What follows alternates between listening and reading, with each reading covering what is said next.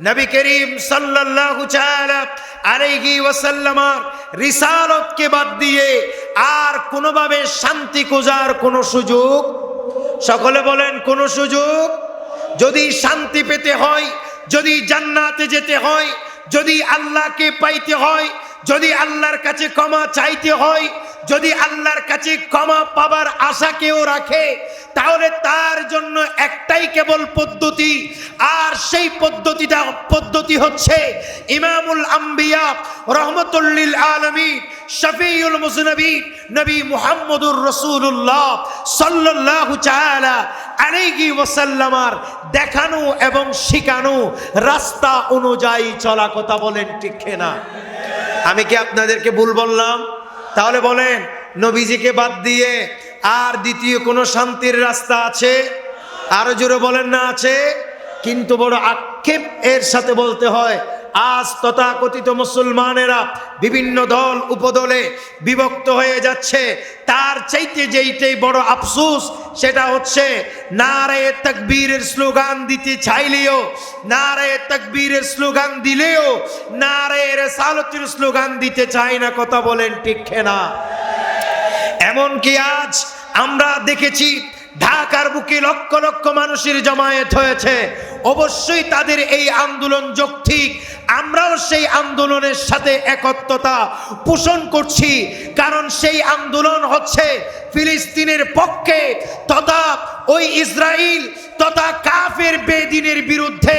কাজেই এই জাতীয় এই একটি আন্দোলন নয়, বাংলাদেশের ক্ষুদ্র থেকে বড় যত আন্দোলন হবে আমরা সমস্ত আন্দোলনের সাথে ঐক্যমত। কথা বলেন ঠিক না? কিন্তু আমাদের দ্বিমত এক জায়গায়, সেটা হচ্ছে নারায়ে তাকবীরের স্লোগান হয়, নারায়ে রিসালাতের স্লোগান সেখানে হয় না। কথা বলেন ঠিক না? কেন?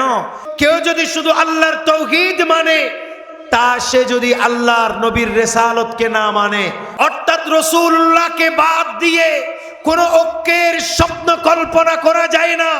আমরা সমস্ত মুসলমানের সাথে আল্লাহর কোরআন এবং নবী করিম সাল্লাল্লাহু তাআলা আলাইহি ওয়াসাল্লামের হাদিসে পাক মোতাবেক আমরা সমস্ত মুসলমানের সাথে ঐক্যমত। তবে যেই মুসলমান আল্লাহর তাওহীদ মানে, যেই মুসলমান নবীর রিসালাত মানে, তাদের সাথে ঐক্যমত। কথা বলেন ঠিক না? আর যে মুসলমান আল্লাহর তাওহীদ বললে মানবে, নবীর রিসালাত বললে কাঁপবে, আল্লাহর তাওহীদ বলে মানবে, নবীর রিসালাত বললে মুখ ফিরিয়ে নিবে, সেই সমস্ত মানুষের সাথে, তথাকথিত ওসব মুসলমানের সাথে আমরা কখনো ঐক্য হইতে পারি? কথা বলেন পারি না।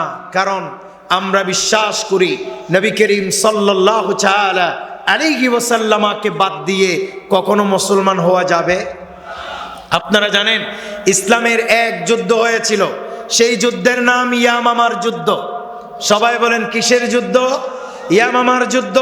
সেই যুদ্ধের লিডার ছিলেন, নেতৃত্ব দিয়েছিলেন সৈয়দনা সিদ্দিকে আকবর রাদিয়াল্লাহু তাআলা।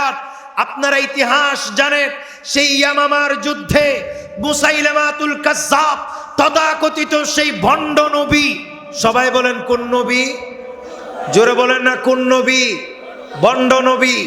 আর সেই যুদ্ধটা হয়েছিল সরাসরি কোনো ইহুদির বিরুদ্ধে নয়, সরাসরি কোনো নাসরার বিরুদ্ধে নয়, বরঞ্চ তথাকথিত মুসলমান নামধারী ভণ্ড কাফেরের বিরুদ্ধে, মুনাফিকের বিরুদ্ধে, মুসাইলামাতুল কাজ্জাবের বিরুদ্ধে।